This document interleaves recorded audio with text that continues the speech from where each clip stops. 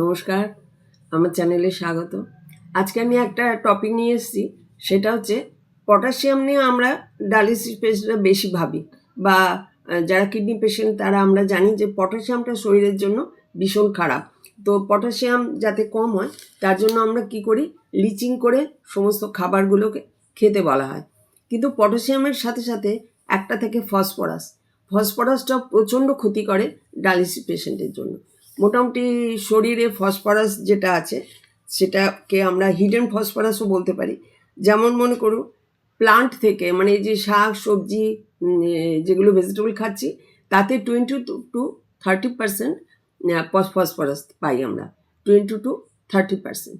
আর এই যে ননভেজ খাচ্ছি, যেমন মনে করুন যেগুলো অ্যানিম্যাল মাছ মাংস ডিম এই জাতীয় জিনিস খাচ্ছি, তাতে 40 to 60% ফসফরাস আমাদের শরীরে যায় যদি রেগুলার খান।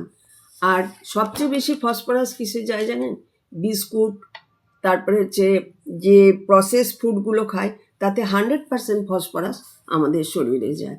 তো সেই জন্য কি হয়েছে, ফসফরাসটা রেগুলার ডায়ালিসিস পেশেন্ট বা কিডনি পেশেন্টের টেস্ট করা খুব দরকার। আচ্ছা, আমি যে পুরোটা বললাম সেটা আপনারা অবশ্য আপনাদের ডক্টরের সাথে আলোচনা করে নেবেন। আমি যে ফসফরাস সম্বন্ধে যতটুকু আমি জানি, আমার নলেজ যতটুকু আছে সেটুকু আপনাদের সাথে শেয়ার করলাম।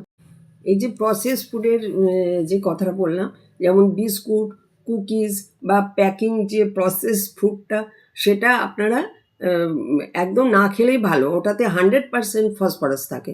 দেখুন, আমি যেগুলো বলছি সেগুলো আমার নেফ্রোলজিস্টের সাথে আলোচনা করেই বলছি, কিন্তু আমার ওনার থেকেই যা কিছু জানা, বা কখনো কখনো আমি টেকনিশিয়ানকেও জিজ্ঞেস করি, বা ডক্টর যে আমাদের নেফ্রোলজিস্ট রেগুলার আসেন ওনাকে জিজ্ঞেস করি।